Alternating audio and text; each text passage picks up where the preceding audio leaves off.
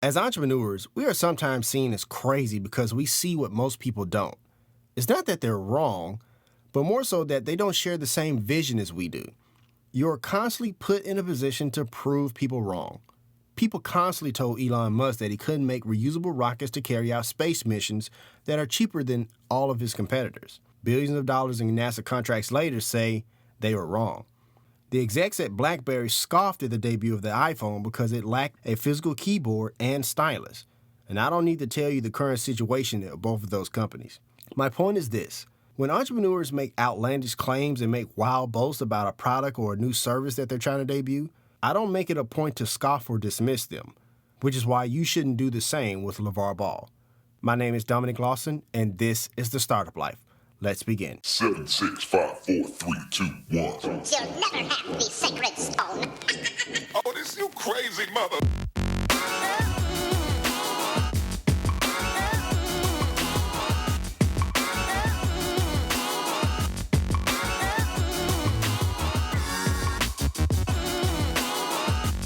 Scholars, are you ready to join the 25 Plus Club? Parents, how does thousands in college savings sound? Brand new in our school, the OWL Academy, we have released How to Hack the ACT. Students will cover managing test anxiety, math, science reasoning, and why eating a good breakfast is so important. For more information, go to this episode's show notes for the link. All right, Startup Nation, so I hope you're ready to receive some value today. Before we get into today's content, I just wanted to take the time out to say thank you. I recently saw that we hit 30 episodes, making this would be 31, but we recently hit that 30 episode mark. I just wanted to say thank you for everybody who's been tuning into the podcast, people who liking the podcast, sharing the podcast, subscribing to the podcast. I really appreciate that. I know it's been a minute since we've talked for a while, Startup Nation, but I hope you've been getting some value from the entrepreneurs that we've been having on the show. So thank you so much for subscribing, and hey, let's do some more episodes, shall we? But as far as today's content, let's take flight. For the past couple of months, we've been hearing about the force that is LeVar Ball, right? LeVar Ball is this ex-ball player who now has 3 sons that he's raising to be like these, mega stars or superstars in the world of basketball. And so, as you know, if you've been keeping up with the news, there's been, a story about his shoe brand and how he advises his oldest son, Lonzo Ball, as far as his career and things of that nature. And a lot of people have a lot of opinions about how he's going about doing this. And most people have come to the conclusion that, LeVar Ball is doing his son a misservice. He's talking too much. He's just go sit down and shut up. But as an entrepreneur, I would like to, with this episode, present you with a different side of that. I think as an entrepreneur, you can appreciate the things that LeVar Ball is doing and saying. And so I wanted to kind of take the time out to tell you, to present my case as to why, LeVar Ball does what he does. The first thing that you have to understand is that everything that LeVar Ball is doing, or Mr. Ball is doing, LeVar is doing, I don't know how I want to address him, but everything LeVar is doing is really an example of the entrepreneurial mindset. He has, this thing or product or service, or, in this case, his sons, in particular, Lonzo, that he truly believes in. He truly believes he is great. Why does he truly believe that? I mean, granted, you could take the bias approach because he's a parent, right? But on top of that, you have to understand that he's poured 20 years into this kid, right? The training and the emphasis and the effort and the nutrition and everything it goes into building a world-class athlete. And so on top of, just being a parent and doing all that investment into his son, there's other aspects you need to be aware of. The thing is, like I was saying in the opening monologue about entrepreneurship, you're going to have people that say you can't do this or you can't do that. And so every step of the way when it comes to LeVar, he's always proven people wrong. They said that, he couldn't have a successful personal training business. He proved those people wrong. They said that he couldn't start his own AAU team and be successful with it without a major backer. That also was proven wrong by LeVar Ball. They said that you can't turn around the UCLA program with just your sons. Well, we've had one son to go through the UCLA program on the Steve Alford, one and done, And, they were instantly became a national power, beating Kentucky at home in a deep NCAA run. And that was just 1 year with Lonzo Ball. And so when you think about all these steps that he's taken, right, and you think about everything that he's done, and you think about every time somebody told him that he couldn't do something and he proved them wrong, what else would you have him believe? I mean, think about it. If somebody keeps telling you over and over and over and over again that you can't do this, and over and over and over and over again, you tell them, yes, I can, and then you prove it, you're going to have all the confidence in the world to tackle anything that comes in your way, even if it's, to promote or to create a whole new shoe line. But we'll get to that later. Another argument that many people make is the parental investment or the parental involvement into Lonzo Ball's pending NBA career. A lot of people are saying that, that he's trying to live vicariously through his son, or that he's costing his son millions of dollars, or his son to just speak for himself. But here's the thing. People who say that and have kids of their own, or their parents themselves, are being a bit hypocritical. And I'll tell you why. When you're a parent, right, you clearly want the best for your kids. That's what being a parent is all about. You want the best for your kids.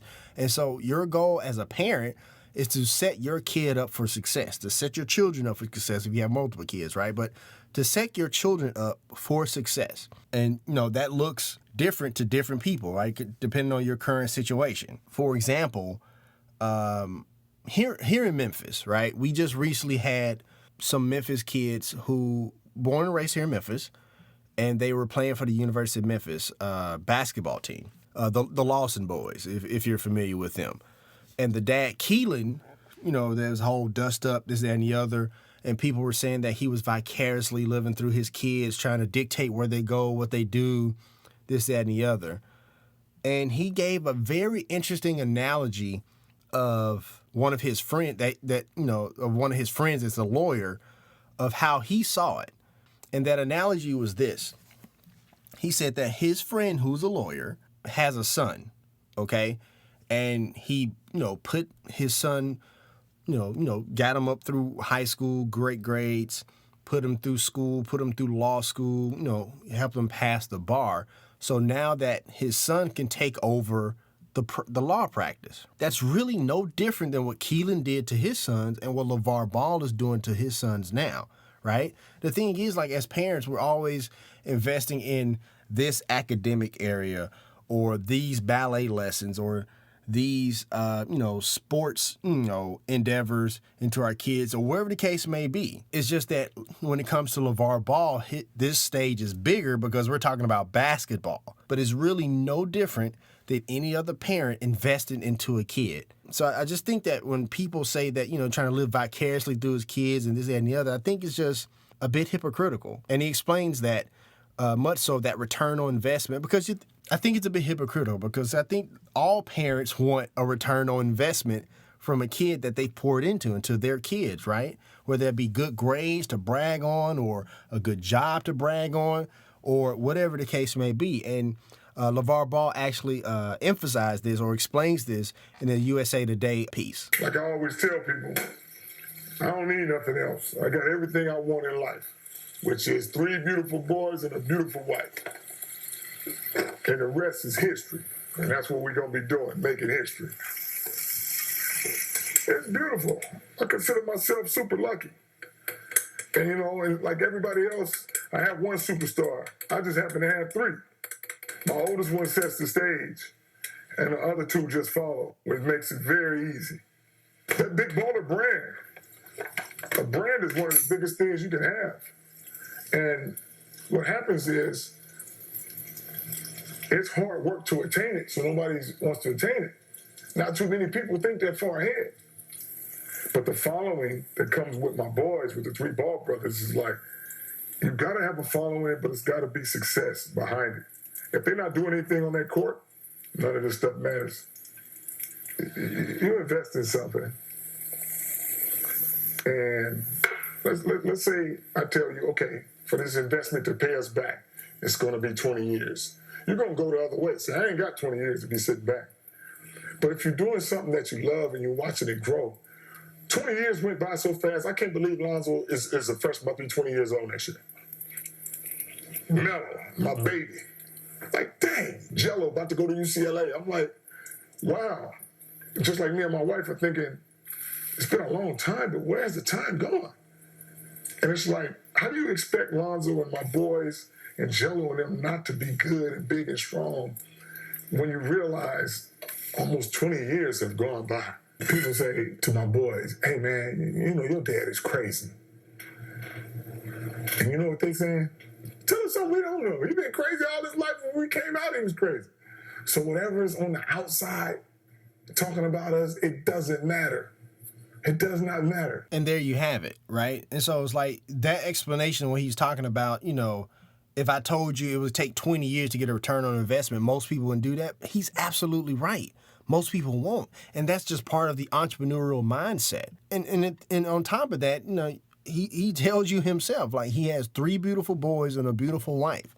He couldn't ask for more than that. So it's like anything else he gets, whether he sells a whole bunch of his shoes or he sells a whole bunch of the shirts of the Big Baller brand, that's just gravy to him because he's at a place where, you know, we talk about, you know, if you're familiar with Maslow's hierarchy of needs, he's at self-actualization. He's trying to make his boys great, and he's trying to set up his boys to be great. Even if he does make wild boasts or, you know, saying that, you know, that transformational athletes or whatever the case may be, you don't have to believe that, but he believes it. And he believes it because he's a parent, and he believes it because he's poured everything he's had into all 3 of his boys. He's poured everything he's had into all 3 of his boys. So he knows what they're capable of. He knows what the current NBA landscape is, and if he feels like that Lonzo can be that, you know, that game changer for the Lakers, which is where he wants him to go, then he has every right to believe that, and he has data points, you know, from his vantage point that says that he can be a game changer for the Lakers. There's nothing wrong with that. And a lot of people are going to say that, you know, oh, he's costing, you know, and this brings me to my next point. He's costing Lonzo millions of dollars because he won't shut up. Well, the answer to that is really yes and no. And let me explain why. From a drafting aspect, Lonzo is still considered a top 5 lottery pick. And we've been hearing from LeVar Ball for about the past year now, you know, making all types of claims and this, that, and the other. But as far as like any of the major draft boards or mock draft boards, his stock hasn't fallen. So he's not losing money there. Okay. And so also when you think about, you know, and this is probably where most people who have that argument where it kind of comes from, like, oh, he wanted $3 billion from Nike, Adidas, and Under Armour in order to, you know, to partner with the Big Baller brand to have his son. Let me explain a little bit something about those rookie shoe deals, okay? And why what LeVar Ball is doing is so awesome and so crazy, but really, really awesome. When LeBron James came into the league, he signed a 7-year, $90 million deal with Nike, okay? When Ben Simmons came into the league, he signed, I believe, a 5-year, $40 million deal, something to that effect, right? But in both of those instances, there's no equity in Nike. There's none. Which means that once that contract runs its course, you know, unless they decide to renew, that relationship is over.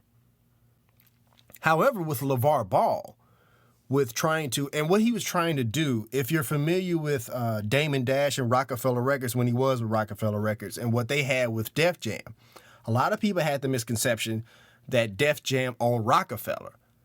But what happened was that Dame Dash had signed a joint venture deal with Def Jam, where it was set up on, you know, get money based on points and record sales and this, that, and the other, but it was a 50-50 split, almost. I don't know all the integral details because clearly I don't work for Rockefeller.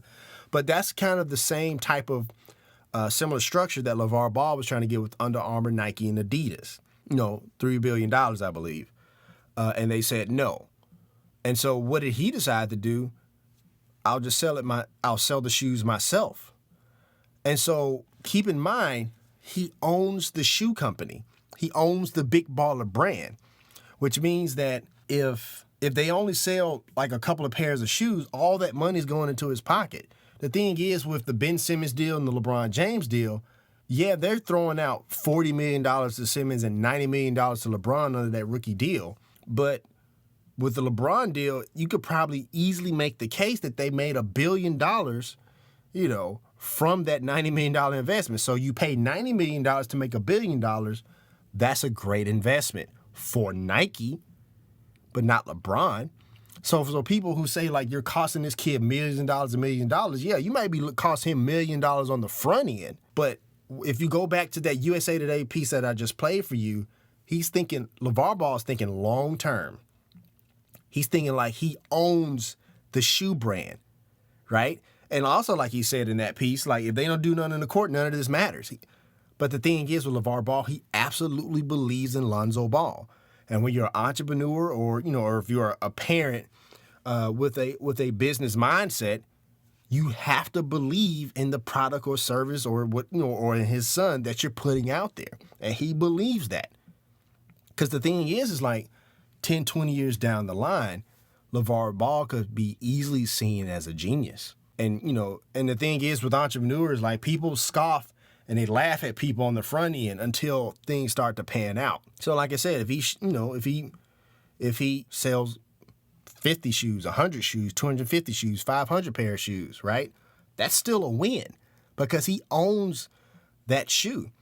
And so let's say Big Baller brand becomes this major conglomerate brand or this major worldwide brand. As of right now, he owns 100% of it. And on top of that, from the sources that I've gathered, Lonzo Ball created that shoe from top to bottom. The son, not the dad. The son created the shoe. I'm sorry, as far as like, how it looks, the texture, materials. He created the shoe. You don't get that type of creative leeway with Under Armour, Nike, and Adidas because they're going to make the shoe for you because it's their shoe. But with the Big Baller brand, they made the shoe. They own the shoe. They own the brand. And any sales that come from that shoe or from that brand goes directly to them. Now, granted, they got to pay their suppliers and this, that, and the other, right? But as far as like the equity and the intellectual property of the Big Baller brand, it belongs to them. And it's genius, right? It's strictly 100% genius. Because now LeVar Ball is a disruptor in an industry that needed a disruption for a very long time.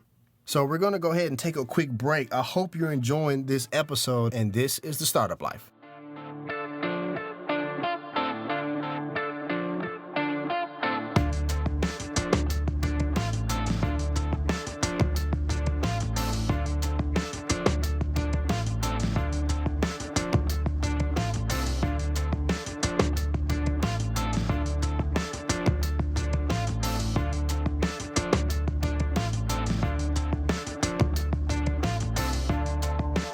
If you are a teacher looking for great resources, look no further than Owls e-commerce store on Teachers Pay Teachers. The store name, Teaching with Owls. Enjoy great lessons based on short stories from great authors such as Kate Chopin's The Story of an Hour and Edgar Allan Poe's The Mask of the Red Death. And no worries, teachers, all lessons are Common Core aligned. All right, Startup Nation, so let's continue. So right before I was, for the break, I was talking about how LeVar Ball is like totally disrupting an industry that was in need of disruption. The thing is like, this is an unprecedented move that he's making, right? It's an unprecedented bet on himself and his boys that he's making. And that's what entrepreneurship is all about. Sometimes you have to, be a little crazy, and sometimes when he's being very boisterous and very bold and very, loud, as people would say, they're also kind of like affirmations, not just a belief, in what he does and what his boys can do, but a constant reminder that they can pull this off. And they believe that. They fully believe that they can pull this off. And I'm not going to lie to you. I think they can pull it off too, even if it's a situation where it's a domino effect, right? Because like he said, nobody has come into the NBA, into any league, mind you, with their own brand. Like, who does that? Who does that? I guarantee you that LeBron James is rethinking like, man, what if I had done that when I came into the league in 2003? I bet Kobe is thinking the same thing. I bet Jordan is thinking the same thing. Take the Jordan brand, mind you. Keep in mind, the Jordan brand has made Michael Jordan a billionaire. But what if the Jordan brand belonged to Michael Jordan 100%? Think about that. What if the Michael Jordan Jumpman brand belonged to him 100% and it had no ties to Nike? And besides like maybe a joint venture thing, but think about that for a second. Now I'm saying, like, don't get me wrong, like in life, not everything's about money, but think about how much richer he would be if he came into his own brand. And, that's a look into the past, but think about moving forward. Now there's kids in high school now who are probably going to think, and they're probably potential McDonald's All-Americans as they come into the league, and they're thinking like, damn, I'm probably better than Lonzo Ball. I can probably make my own brand too. I can design my own shoe, right? And you know who should be worried about the high school kid thinking about that? Nike, Adidas, Under Armour, and any other shoe company out there that deals heavily in basketball shoes or any other sport and shoes for that matter. Because Lonzo Ball has opened up this Pandora's box of the possible. And so, people are going to say like he should just shut up or he's costing his boy millions of dollars and millions of dollars. But I would tell you is that he's thinking long term. He's not thinking about right now. Because the thing is, a lot of people in life, they only think about or focus on what you can see, what you can physically see in front of your hands, or what's like the closest thing to success. Not understanding that sometimes you have to rely on the vision. And sometimes you have to build something towards something that you won't be able to see the fruits of those labors. It's like with us and Owls. We wanted to start a company that's not for me and Kenda. It's not about our first name. It's about our last, as Dame Dash would say. It's about our last name. It's not about our first name. It's about our last name. It's about creating something now that we won't be able to see the full fruits of those labors. It's for our kids. And that's what LeVar Ball is doing. He is setting up something so unprecedented that not only will his family benefit, but some kid in Southside Chicago will probably benefit who picks up a basketball and think about going to the NBA. Not just going to the NBA, but having their own shoe, like their own shoe. Not like a shoe that's, my own shoe with Nike or my own shoe with Adidas, like their own shoe that is 100% theirs. That is what you call a disruption, my friends. Startup Nation, that is what you call disrupting. That is when you disrupt an industry or a market that makes everybody rethink the conventional. And that is what LeVar Ball is doing. And that is the genius of this very unprecedented move by the Big Baller brand. Now, you may ask, well, Dominic, why the $495 price tag? Why not do it for the kids as some has suggested? Look, here's the thing. In business school, they teach you that you should either be the high-end brand or the discount low-cost brand. He has chosen to be the high-end brand. There's nothing wrong with that. If the marketplace says that $495 is too much, then the marketplace will punish him for that. That's the beauty about entrepreneurship. That's the beauty of capitalism. That's the beauty of the marketplace. The marketplace will decide if he's wrong. Not me, not you, not, whoever. The marketplace will decide if he's wrong. Another reason why the $495 price, the first reason for the $495 price tag, in my opinion, is to do what we're doing right now. We're talking about it. We're constantly talking about it over and over and over. It's like there hasn't been a news cycle in the past 2 weeks that hasn't talked about the $495 price tag. And it goes to show you that there is no such thing as bad press.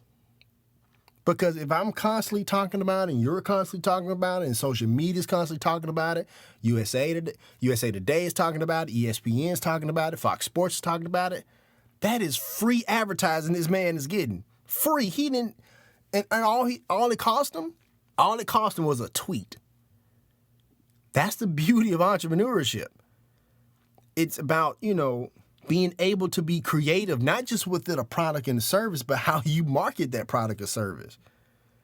Him being loud and boisterous and being all this, that, and the other. And, it led up to that tweet. And now he's making a few sales.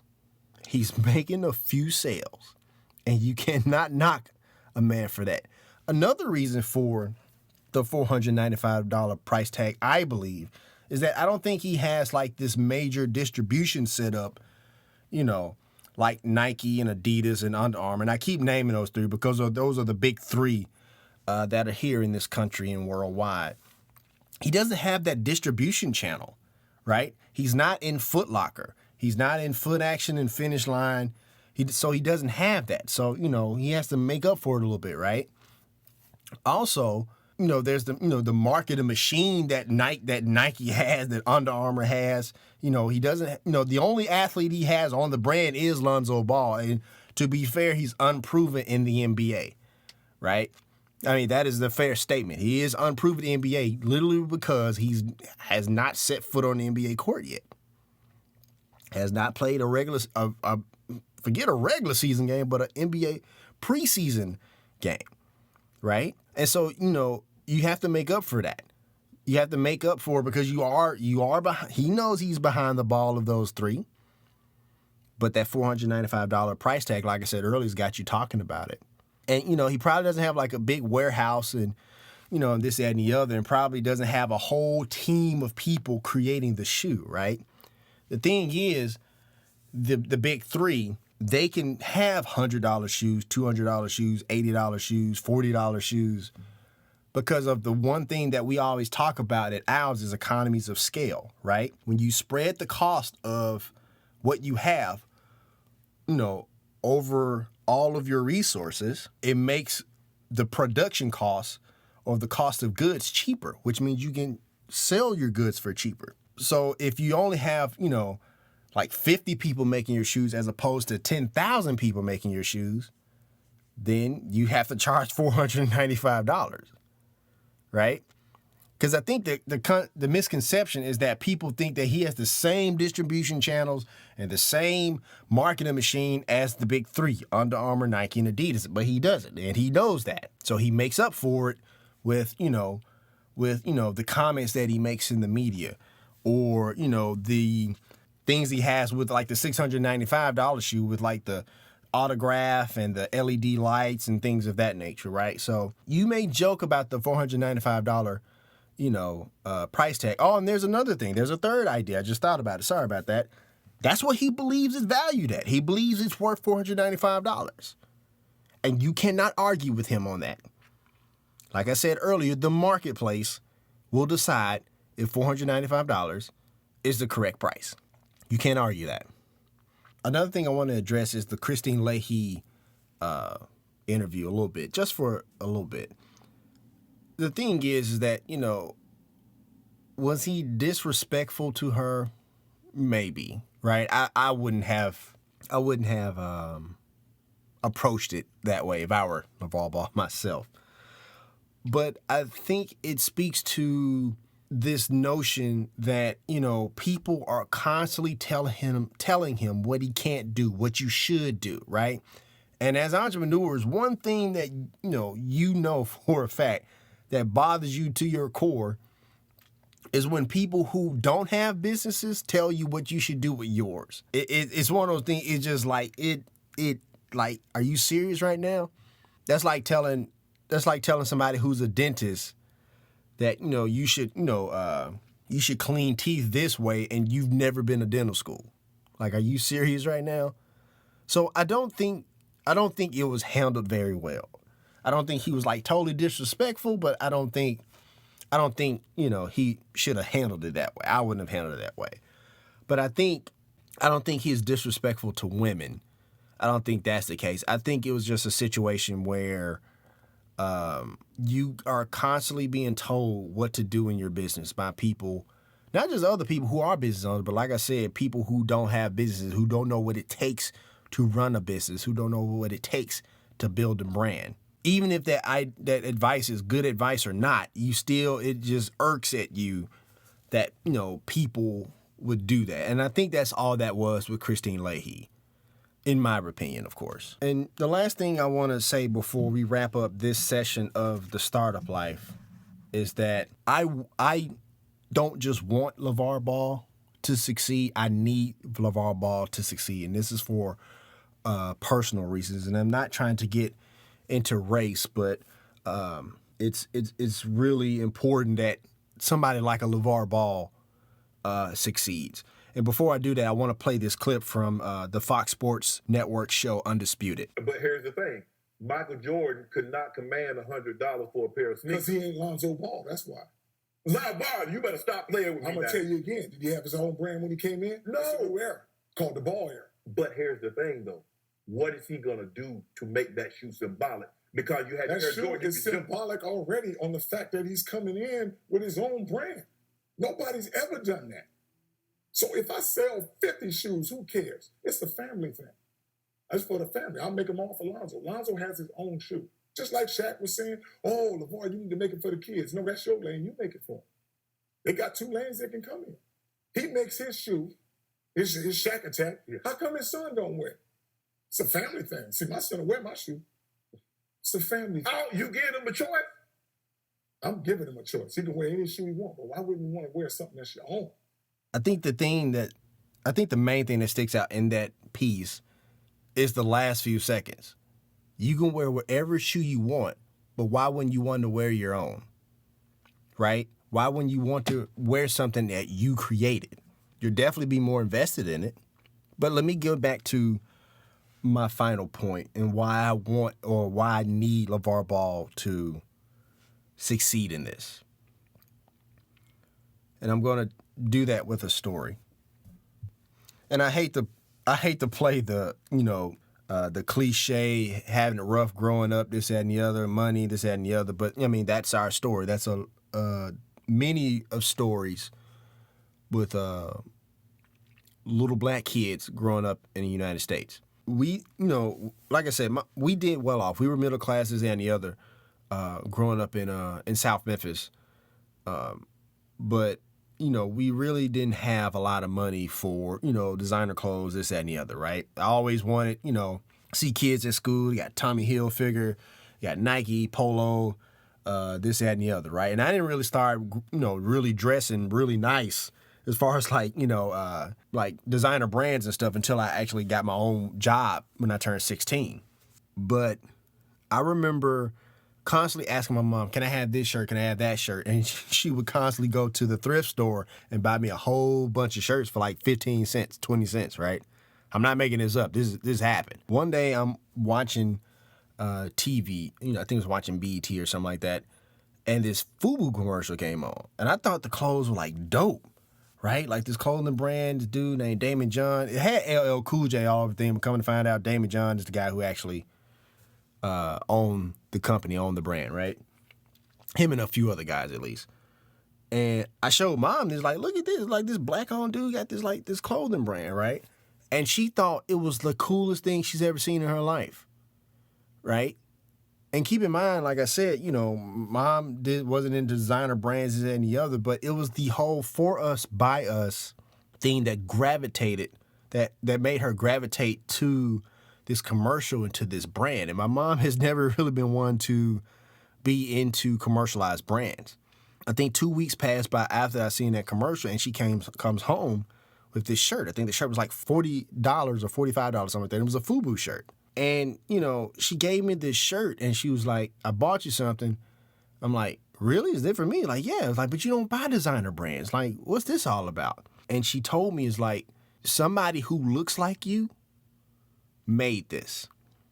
Somebody who looks like you marketed this. Somebody who looks like you owns the company that makes this. I want you to have it because it's bigger than just this shirt. It's bigger than just looking nice. It's proof that you can create whatever you want in this world, and you can support people who look like you, who service to what you do, who market to what you want to buy, what you want to wear, what you want to eat, what you want to whatever. And so in that lesson, my mom was trying to teach me that, you can be a successful entrepreneur. You can, no matter what you look like, because the marketplace doesn't care what you look like. Because FUBU was a massive success. And it was more, and it was a massive success with all types of people. And so when I think about that story of FUBU and I think about the Big Baller brand, there are a lot of similarities. There are a ton of similarities. There's this boisterous, loud black man who is saying that I'm going to disrupt the market. I'm going to disrupt the market that is in dire need of disruption. And the thing is that if it pays off, he's going to look like a genius. LeVar Ball is going to be the subject of Wharton lessons, the Wharton Business School, University of Pennsylvania. He's going to be the subject of those. Like, how in the hell did you disrupt a $1 billion market? Like, I can, if it pays off, I can see him giving lectures, to business classes about how he pulled this off. So when I see him, he's a reminder that, no matter what you look like, no matter where you come from, like if you create a product or service, and people like it, you can be successful. And it doesn't matter what your socioeconomic background is, what your sexual orientation is. It don't matter what your race is. It does not matter. So on a personal note, I need Big Baller Brand to work. And I don't care, as long as it's nothing illegal, I don't care how he does it. If he's got to be the loud black man living vicariously through his son in the eyes of many, I don't think he's living vicariously through his son because like the man said, he has everything he could ask for. Everything else is gravy. But if he's got to be the loud, big, black man, living vicariously to some, living vicariously through his son to many, then so be it. Because like I said earlier, he's not only setting up a legacy for his family. What you're not understanding, or what not many people are understanding, that he has planted a seed in a little kid's head that you don't have to accept the deal from Nike. You don't have to accept the deal from Under Armour. You can pass that check back to Adidas. And you say, you know what? I appreciate, the ambiance and the videos, because they make videos for these kids to try to convince them, to make like these whole presentations to convince them to sign the check, this, that, and the other, or to take the check. It's like, I appreciate all of that. I appreciate you flying me out to Oregon, flying me out to Maryland. I don't know where Adidas is, but flying me out to wherever Adidas headquarters are. But I think I'm going to go ahead and bet on myself. Because the thing is, these athletes are starting to understand that they are walking, talking, breathing billboards and brands. Think about it. Like if LeBron James says, I'm about to start wearing Oshkosh Bagosh, and he tweets that out, I guarantee he's going to be some cats on the court tomorrow wearing Oshkosh Bagosh. Because they understand the power of branding. LeVar Ball understands the power of branding. He also understands that he could give a crap about what anybody says. And the thing is, his boys trust him because his boys have seen time and time and time and time again that their dad has been right. Like I said, they told him he couldn't build a successful personal training business. He did that. They said that he couldn't start an AAU team without a big-time backing. He did that too. He said that his boys couldn't transform UCLA into being this powerhouse that we all have come to know UCLA to be. He did that too. And there's a pipeline because there's Lonzo and there's LaMelo and there's LaAngelo. He's doing it. So it's like, people are asking like why Lonzo Ball ain't saying nothing. because he's letting his dad do the talking. All LeVar Ball wants Lonzo to focus on is basketball. Let LeVar handle the business and the promoting and this, that, and the other. You may think, like I said, you may think he's just being this loud black man and this, that, and the other, but this dude has a plan. And you can see it. And the thing is, I don't need to know the intricacies of the entire plan to know that there's a plan. As an entrepreneur, I can see exactly what he's doing. And I can understand the type of blowback that he's going to get. But as entrepreneurs, we understand that. We take that. We know that's part of the process. So when you think about LeVar Ball, think about somebody who said that I've invested, time and money into my boys. I invested time and money into my company, my AAU team, and now into the Big Baller brand. And you know what? He's probably going to prove people wrong again. So that's my take, Startup Nation. I hope you got some value from my take on the LeVar Ball situation in the Ball family. Like I said, as entrepreneurs, people are going to say that you can't do something. And while you're in the thick of it, they're going to try to say things. They're going to say things that's going to discourage you. But if you focus on the plan and you know what you have and you know the value that you provide, quite clearly, you can't be stirred away. And you know what? You may think I'm crazy for this next statement, but I stand behind it. If I had $1,000 to where I could spend on some tennis shoes, I would buy 2 pair of the ZO2 Primes. I mean, besides the fact that they're great looking shoes, but it's much bigger than just the $495 price tag. But I would definitely buy 2 pair, one for me and one for my son, because like I said, it's bigger than just the $495 price tag. I am supporting somebody who said, I'm going to go against the system, and whether I win or lose, I'm going to give it all I got. But the thing is, if you know LeVar Ball's history, he just may pull it off. If you want to let us know what you think about the show or would like to advertise on our show, send us an email to the address in the show notes. Subscribe to The Startup Life, as it can now be heard on iTunes, Google Play, Stitcher Radio, and SoundCloud. Also follow us on Twitter, Facebook, and Instagram at Owls LLC. And hey, if you have an idea, be about that life. The Startup Life.